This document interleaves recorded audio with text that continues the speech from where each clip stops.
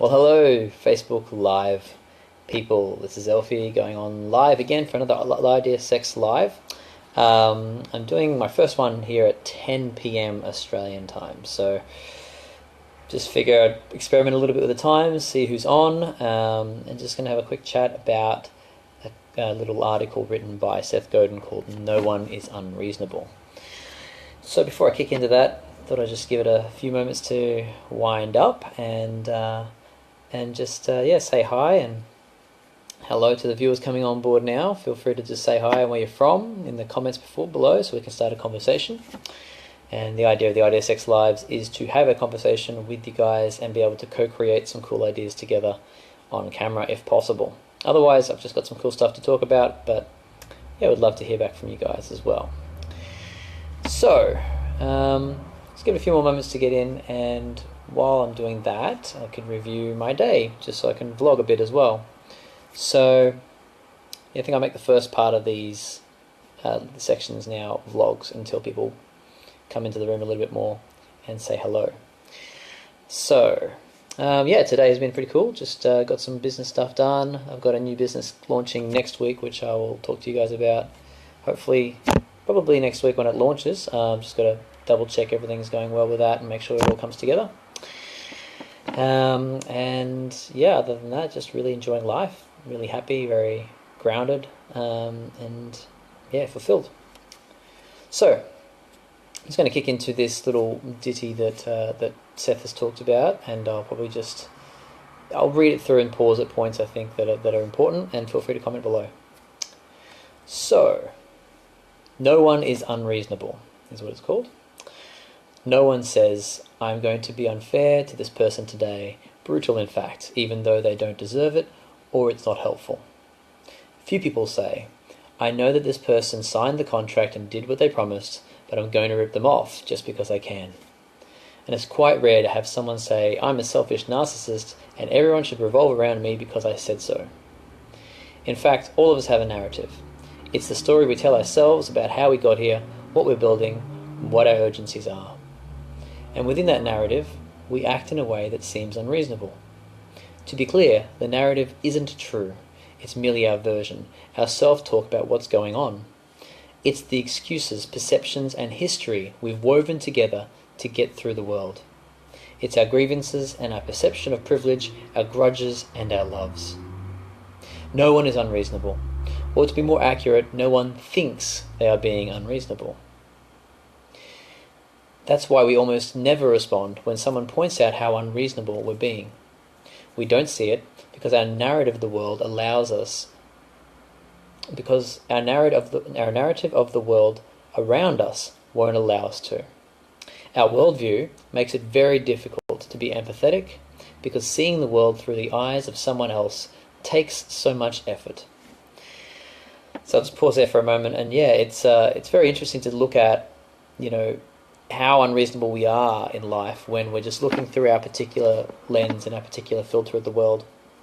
And it's something that I do all the time. I judge people according to my own values, and then find that I'm quite oftentimes very off mark as to who that person is and what they stand for, because I think they're like my mirror, right? And they're going to think the same way I do. So I think that's a big thing, to realize that we've had very, very different lives, each of us.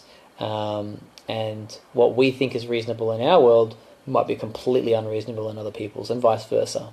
So having empathy and having compassion for people who don't really get our world, don't get the complexities of who we are on the inside and how we tick and what we take offense to and what we stand for in life. A lot of people don't know us. Even our closest friends and family might not know exactly who we are and what we're going to find unreasonable. So to continue on, it's certainly possible to change someone's narrative, but it takes time and patience and leverage. Teaching a new narrative is hard work, essential work, but something that is difficult to do at scale. So just bearing down on that point, it's a very good point. How many of us have tried to change another person's narrative, change somebody, change what their story is, and have them realize our way is the right way, or at least have them just empathize with us so they get us. And to be able to get that point across, to be able to get that new narrative across to somebody is a lot of work. It's, I've put months, years into changing someone's narrative by being intimate with them and trying to shift that narrative, and it doesn't work. Like, really, we all know the saying, you can't change somebody. The only way they'll change is to change themselves. So that's just, good confirmation on that.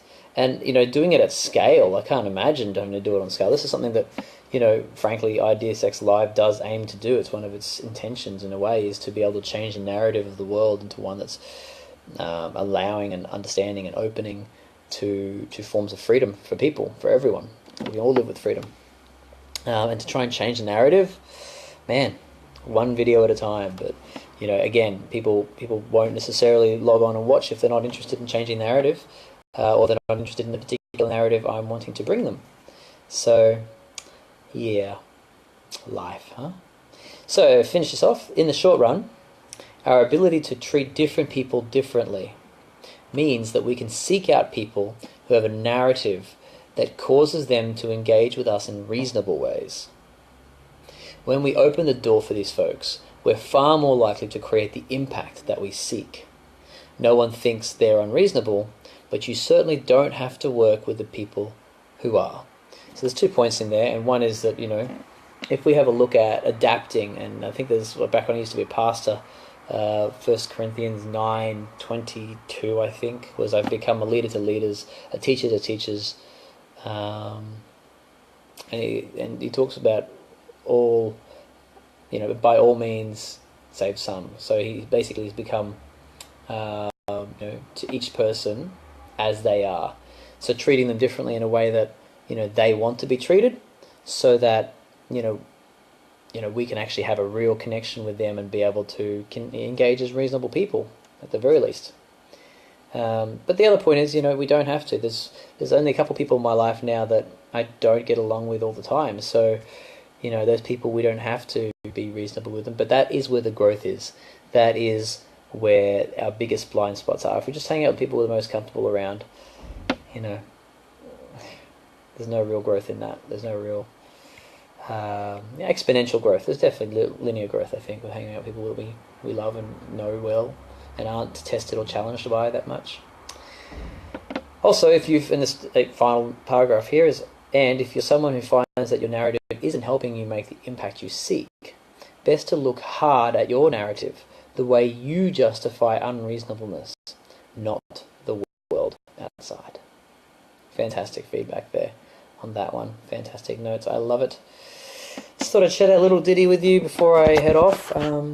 It's about 10 minutes, so thank you to everyone who's come on board the cast. And yeah, anyone who's coming on board later on to check it out, feel free to ask any questions below.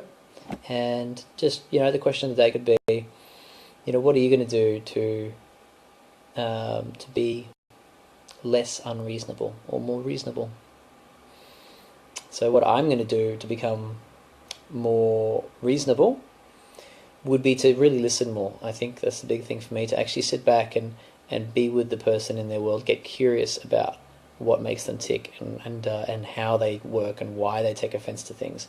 Just really get curious about that person and their makeup, so that I can then make a firm choice on to whether to hang out with that person anymore or not, rather than just being dictated by the issues that arise from my unreasonableness coming together with their unreasonableness.